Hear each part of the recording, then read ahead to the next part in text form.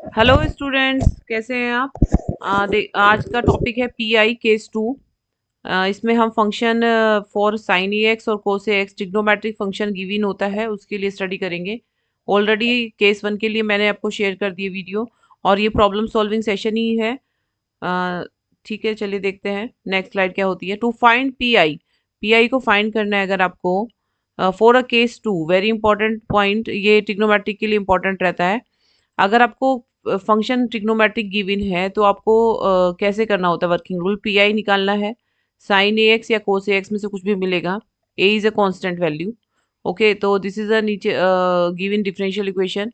Putting करते हैं, ये केस रहता है हमेशा आपके पास। Putting D square equals to minus A square provided F D square not equal to zero.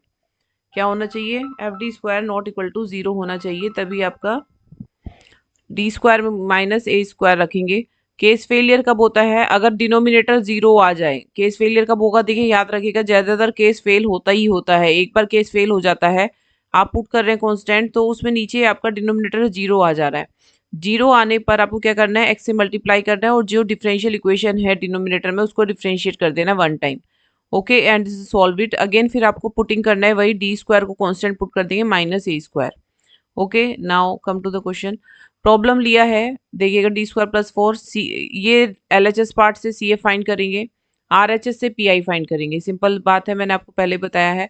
C A find करने के लिए एल एच, ये ऑक्सिलरी इक्वेशन बनाई है।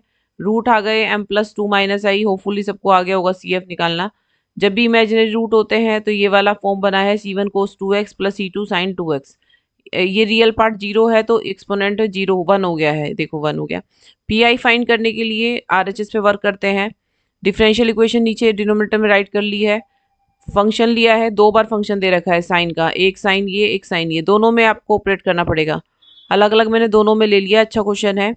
ठीक है, दोनों में ले लिया। अब चेक करते हैं कि डी स्क्वायर को हमको क्या पुट करना है। मैंने बताया था अभी कंडीशन, माइनस ए स्क्वायर, ए कितना है? थ्री है। ए स्क्वायर मतलब माइनस नाइन पुट करना है। यहाँ पे पुट करके देखो, माइनस नाइन पुट करेंगे तो minus nine plus four, zero नहीं जा रहा है, तो यहाँ के सक्सेस हो गया है। इधर देखते हैं, यहाँ पर डी स्क्वायर को आपको पुट करना है माइनस टू स्क्वायर मतलब माइनस फोर। यहाँ पर केस जीरो जा रहा है, जीरो जा रहा है ना, यहाँ पर मैंने ऑपरेट कर दिया, यहाँ पर जीरो जा रहा है, कोई प्रॉब्लम नहीं है। तो साइन थ्री एक्स, इसको आपको सॉल्व कर लेना है माइनस फाइव। इस वाले टर्म को क्या करेंगे? जब भी केस फेल होता है, क्या मल्टीप्लाई करनी है? एक्स से मल्टीप्लाई कर दो, और जो डिफरेंशियल इक्वेशन थी उसको डिफरेंशिएट कर दो एक बार, है ना। उसका मतलब एक तरीके से डिफरेंशिएट करना है। जैसे एक्स टू का डिफरेंशिएशन टू एक्स होता है, डी टू का क्या हो जाएगा? टू डी हो जाएगा। टू डी रख दिया है, साइन टू एक्स हो गया आपके पास। अब देखिएगा, यहाँ पे फिर भी डी बच गया है। ये वन अपॉन डी का मतलब, सीधी सी बात है, वन अपॉन डी का मतलब होता है इंटीग्रल, याद रखिएगा। वन अपॉन डी का मतलब क्या बचेगा? इंटीग्रेशन करना। तो इसको मैंने इंटीग्रेट कर दिया, देखिए यहाँ पे लिखा हुआ है इंटीग्रेट साइन टू एक्स। तो फाइनली आपके पास क्या आ गया है? इंटीग्रेट करा है तो साइन टू एक्स का हो जाएगा, अपॉन में टू आएगा, कोस टू एक्स। क्लियर? और ये ऑलरेडी वैल्यू है, सी ए प्लस पी आई दोनों ऐड करेंगे, आंसर आ जाएगा।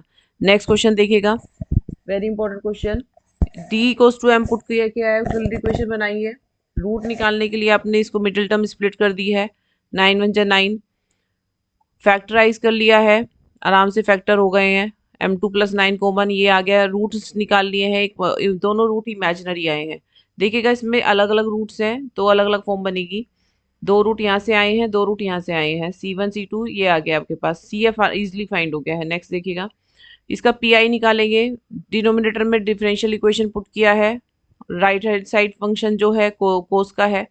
सीधी सी बात है, फिर से वही, D square equal to minus A square रखना है, माइनस ए, ए बार बार मैं लिख रही हूँ, ए टू है, एक्स का कोफिशिएंट होता है, यहाँ थ्री भी पुट कर लेते हैं बच्चे, यही मिस्टेक है, बिग मिस्टेक। ठीक है, तो ए का कोफिशिएंट आपको पुट करना है माइनस टू का स्क्वायर माइनस फोर।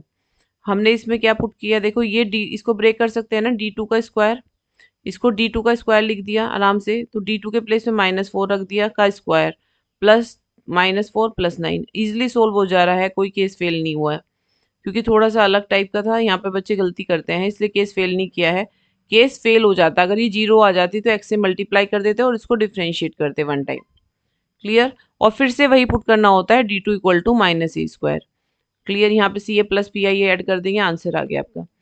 नेक्स्ट देखिएगा, मोस्ट इंपोर्टेंट क्वेश्चन लिया है मैंने एक और बराबर में, d two plus four y equal to cos x cos three x. इसका सी एफ आप फाइंड कर सकते हैं आराम से, प्लस माइनस 2i आएगा, इमेजिनरी रूट आएगा ना, तो मैंने डायरेक्ट लिख दिया C1 cos 2x plus C2 sin 2x। अब आपको डायरेक्टली लिखना है क्योंकि पी आई बड़े होते हैं, लॉन्ग बैठता है पी आई को, ठीक है।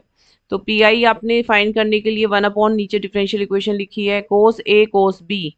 यहाँ पर देखिएगा जब भी ऐसे ट्रिग्नोमेट्रिक फंक्शन कुछ फॉर्मूले वाइज आ जाए, प्रॉपर ना दिया हो, साइन ए एक्स या कोस ए एक्स नहीं दे रखा है, अब यहाँ पे प्रोडक्ट में दिया है तो हमें कन्वर्ट करना पड़ेगा इसको। मैंने 2 कोस ए कोस बी का फॉर्मूला होता है कोस ए प्लस बी प्लस कोस ए माइनस बी, ठीक है। तो यहाँ पर देखिएगा कोस ए कितना है, एक्स है, ए प्लस बी यानी 4x प्लस कोस ए minus C cos minus 2x, cos minus theta क्या हो जाता है, माइनस कोस थीटा प्लस ही में ही होता है हाँ, cos minus theta plus cos 2 theta plus ही आएगा फिर। तो आपने यहाँ पे कोस ए प्लस बी प्लस कोस ए माइनस बी लगा दिया, ये आ गया। पी आई आपने फाइंड किया, वही डिफरेंशियल इक्वेशन डिनोमिनेटर में दो फंक्शन में कन्वर्ट हो गया इजीली। अब भी जैसे भी आपके ऐसे फॉर्म आती है ना, इस ये बहुत इंपॉर्टेंट है क्वेश्चन, कोस ए कोस बी का लगा सकते हैं, कई बार साइन ए साइन बी का आता है तो साइन ए का फॉर्मूला लगाना है, sine a two sine a sine b का, वो भी यही रहता है कोस ए प्लस बी माइनस कोस ए माइनस बी, ठीक है। ऐसे फॉर्म अगर आती है तो आपको ऐसे कन्वर्ट करना पड़ेगा, फॉर्मूला ट्रिग्नोमेट्री की अप्लाई करनी पड़ेगी। नेक्स्ट आपने डी स्क्वायर के प्लेस में फिर से वही लिखा है मैंने, पुटिंग करना है -4 स्क्वायर -16, यहाँ पर जीरो नहीं जा रहा है केस, डी स्क्वायर के प्लेस में -16 रख दिया इजिली, -24 हो गया है। सिमिलरली यहाँ पर देखो डी स्क्वायर के प्लेस में -2 का स्क्वायर रखेंगे -4 प्लस 4 जीरो जा रहा है, जीरो जा रहा है ना, तो इसलिए मैंने डायरेक्ट यहाँ पे एक्स से मल्टीप्लाई किया और इसको डिफ्रेंशिएट कर दिया, 2d कर दिया तो दैट इज़ 4d, ये इंपॉर्टेंट पॉइंट है यहाँ पर, 4d कर दिया है। ओके नेक्स्ट पर आएंगे, देखिए 4d करने पर यहाँ 4d चल रहा है, ये सोल्व हो ही गया था। 1/d का मतलब क्या है, 1/d का मतलब होता है इंटीग्रेशन, कोस 2x का इंटीग्रेशन क्या होगा, कोस 2x का होगा साइन 2x अपॉन 2, यही रखा है यहाँ पर sign 2x upon 2 that is 2, और ये प्लस चल रहा है बेटा, that is a plus sign, वहाँ पर शुरू में चेंज कर लो इसको, प्लस में ही है आंसर। तो we have this is a P i plus x upon 8, 4 2 जा 8, इसमें सिंप्लीफाई कर सकते हैं तो कर सकते हो आप, 1/8 24 बाहर ले सकते हैं तो कितना हो जाएगा, माइनस बाहर ले सकते हो, कोस 4x minus 3x sign 2x, ये पी आई आ जाएगा हमारे पास, this is a P I, और सी एफ आपके पास ऑलरेडी है। तो ये हमारे पास क्वेश्चंस मैंने 3 प्रॉब्लम्स ली हैं, मोस्ट इंपॉर्टेंट प्रॉब्लम है, और इसको आप एक बार गो थ्रू करिएगा आराम से, आप इजिली अटेम्प्ट कर सकते हो। ध्यान रखिएगा 1/d बचता है तो इंटीग्रेशन होता है, d बचता है, d कोई भी फंक्शन का जैसे बच रहा है साइन एक्स, d का मतलब होता है differentiation, it means d/dx, okay. और नीचे अगर आपके पास 1/d प्लस ए की फॉर्म बच जाए, d2 को पुट करने के बाद भी d प्लस ए बच गया है और फंक्शन में साइन एक्स अभी भी रखा है, तो आपको इसको रेशनलाइज करना है, इट मीन मल्टीप्लाई कर देंगे ऊपर नीचे d माइनस ए से, d2 माइनस ए स्क्वायर, ठीक है। मतलब किससे मल्टीप्लाई कर दिया है, इसके अपोजिट साइन से, d माइनस ए d माइनस ए, ठीक है। तो d माइनस ए बन गया है और यहाँ sine x as it is रखा है, ये वाली फॉर्म भी बन जाती है। फिर से d2 आ गया ना, इसलिए ही बनाते हैं क्योंकि इसको नहीं सोल्व कर पाएंगे, इसलिए अपोजिट साइन से मल्टीप्लाई करते हैं। अब यहाँ पर पुट कर सकते हो आप d2 इक्वल टू माइनस, जैसे जो भी है यहाँ पे a का कोएफिशिएंट 1 है ना, तो 1 -1 आपको आप पुट कर सकते हैं, ये सिंप्लीफाई हो जाएगा। क्लियर, सपोज यहाँ ए एक्स ही था, चलिए यहाँ ए एक्स ले लेते हैं, तो डी को हम -a² रखेंगे, तो ये फिर से जीरो जा रहा है तो एक्स से मल्टीप्लाई करेंगे, बाई ऐसे जीरो नहीं जाता, मतलब मैं आपको केस बता रही हूँ, ये केस भी बन जाता है जब भी डी ऐसे फॉर्म बच जाए 1/d प्लस 2 साइन एक्स, तो आपको किससे मल्टीप्लाई करनी है, d-2 से ऊपर नीचे मल्टीप्लाई कर देंगे, d² - 4 साइन एक्स, और यहाँ पर एक्स का ऑप्शन 1 है तो d² के प्लेस पे आपको क्या रखना है, -1 रखना है, तो सिंप्लीफाई हो गया।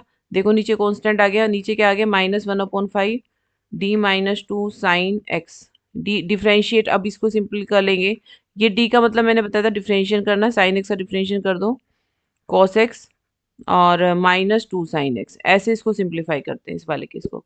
ठीक है स्टूडेंट, होपफुली आपको वीडियो अच्छी लग रही होगी, इसको शेयर कर देना, आज जो आपका सेशनल है जो भी है एग्जाम से, उसमें बच्चों को हेल्प हो जाएगी। Thank you students.